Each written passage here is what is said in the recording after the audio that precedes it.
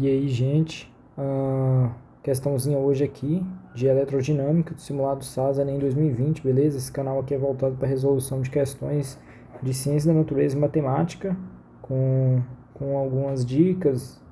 Eu sou um vestibulando também de medicina e tento ajudar aí a galera. Então, se você curte aí o conteúdo, deixa o like aí e se inscreve. Vamos embora. Capacitores são dispositivos utilizados para armazenar carga elétrica. Eles são comumente utilizados para liberar essa carga em um curto intervalo de tempo, como um flash de máquina fotográfica.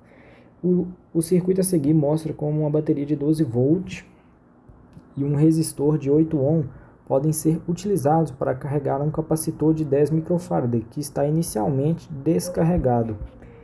O gráfico a seguir representa o carregamento desse capacitor em função do tempo, correspondente ao que a chave CH está correspondendo ao instante em que a chave CH está fechada, né? Beleza. Então aqui é a carga do capacitor pelo tempo, né? Então se uma corrente nesse circuito for de 0,5 A, o capacitor irá carregar em um instante mais próximo de. Se a corrente aqui, a partir do momento que eu fecho a chave, ela passa a ser de 0,5 A, tem uma queda de tensão aqui nesse resistor de 8 ohm, tá? Que dá para calcular através da lei de Ohm, que é a tensão é igual a minha resistência vezes a minha corrente elétrica. Então, a minha tensão naquele resistor é a resistência dele 8 vezes a corrente que ele passa, 0,5. Então, a tensão a qual aquele resistor está submetido é 4 volts.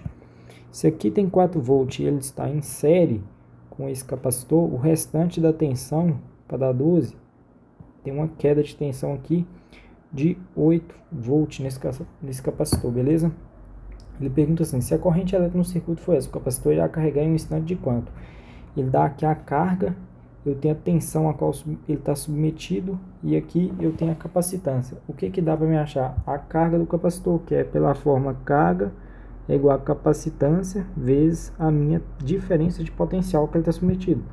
Então a carga dele é 10 microfarad, deixa eu ver qual é a unidade, é microfarad mesmo, vezes a minha tensão que é de 8. Então a minha carga é 80 microcoulomb.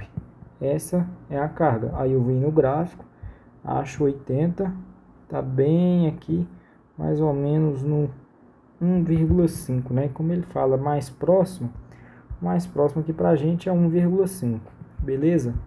Então é isso aí essa questão. Vamos para uma outra aqui agora. Questão 107 aqui, também de eletrodinâmica.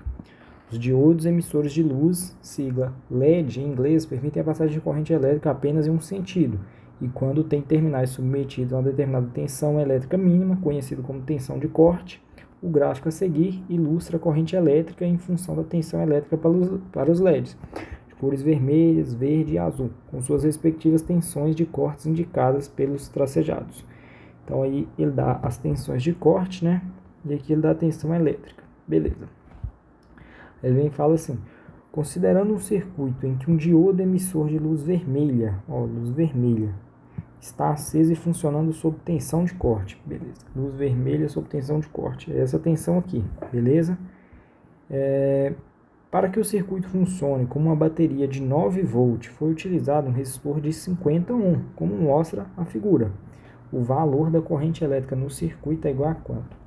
O que acontece? Aqui ele está submetido a uma tensão. Ele falou quanto que é. É de... não, mas no caso não é o resistor não. É o diodo aqui. O diodo está submetido a uma tensão de 1,9 volt. Beleza? O restante da tensão da bateria tem que estar nesse resistor aqui. Que no caso é quanto? 9 menos 1,9. Beleza? Então é 10, 1, que ficou 8, ficou 7. Então esse resistor está submetido a uma tensão de 7,1 volt. E pela primeira lei de Ohm, dá para achar a corrente elétrica que flui pelo circuito, que é a resistência, né? A tensão é igual a resistência vezes a minha corrente. Tensão, então, a tensão já tem 7,1, e a resistência é de 50 vezes a minha corrente. Se eu multiplicar os dois lados por 2, eu vou ter 14,2 igual a 100 vezes I. Então, o meu I, vou jogar para lá, é 14,2 dividido por 100. e volta a vírgula duas vezes, 0,142 ampere. Vamos ver se tem alguma coisa próxima a isso. Resposta, letra C. Beleza? Então, vamos agora para uma questão aqui de tubos sonoros, questão 106. A flauta Pan é composta por tubos com apenas uma extremidade aberta. Pode ser construída com diversos materiais e ter tamanhos variados. A imagem a seguir mostra um exemplar desse instrumento que tem 14 tubos com comprimentos que variam de 4 a 17 centímetros. Considere a velocidade do som no ar igual a isso. A menor frequência fundamental emitida por essa flauta é... O que é frequência fundamental, gente? Frequência fundamental, quando você está estudando a parte de acústica, tubos sonoros, é o primeiro harmônico, tá? E como aqui nós estamos trabalhando, são tubos fechados, né? Deixa eu conferir. Tubos com apenas uma extremidade aberta, então é tubos fechados. Eu recomendo ter de qual essa fórmula aqui. L igual a N lambda sobre 4. Essa fórmula aqui é para tubos sonoros fechados, tá? O que significa isso? L é o comprimento do tubo, N é o harmônico, lambda é o comprimento de onda e 4, eu vou explicar por que surge esse 4. Você pode demonstrar. Você pega o tubo aqui fechado, tá? O primeiro harmônico ele é como? Ele é assim, beleza? O formato de uma onda normal é ele fazer o quê? Isso aqui. Você vê que nesse tubo ele só tem essa parte aqui, só até aqui em cima. Aqui é a metade da onda. Isso aqui é metade, aqui é 1/4 da onda, 1/4 de lambda. E aqui é L, então L é igual a 1/4 do lambda, beleza? Por isso aí a gente coloca o N aqui para saber os harmônicos. E os harmônicos aqui, esse N nessa fórmula, ele é apenas para harmônicos ímpares, tá? Para tubos sonoros abertos, que ele fica podendo ser qualquer número, mas para tubos fechados ele pode ser apenas ímpar. Então, como ele quer a menor frequência fundamental, nós devemos pegar o que? O N igual a 1, ok? E deixa eu ver outra sacada, ele quer a frequência, né? E o que? Vamos substituir o lambda aqui para a gente ter a frequência e ver a relação que é.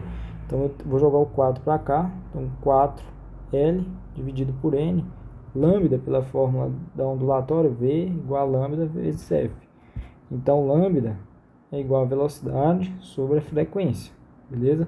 Eu vou substituir aqui velocidade sobre frequência. Você vê que a frequência ela é inversamente proporcional ao L. Né? Se eu quero a menor frequência, eu tenho que ter o maior comprimento do tubo, beleza? Então, o comprimento do tubo é 17. Então, eu vou substituir aqui, vai ficar 4 vezes 17 dividido por N, que é 1, igual a velocidade do som no ar, que ele diz que é 340, dividido pela minha frequência. Só que esse 17 está em centímetros, então eu tenho que multiplicar por 10 a menos 2, que estou transformando para metro. Ó, 17 com isso aqui fica 20. Então, a minha frequência é 20 dividido por 4 vezes 10 a menos 2. Então, a minha frequência é o que? Simplificando aqui dá 5, jogo 10 a menos 2, né? Lá para cima vai ficar 500 Hz. Beleza? Então, resposta B. Beleza, gente? Então, por isso eu encerro esse vídeo aqui. Se gostou aí, deixa o like. Se tiver dúvida, manda aí nos comentários aí, que se eu puder ajudar, eu ajudo.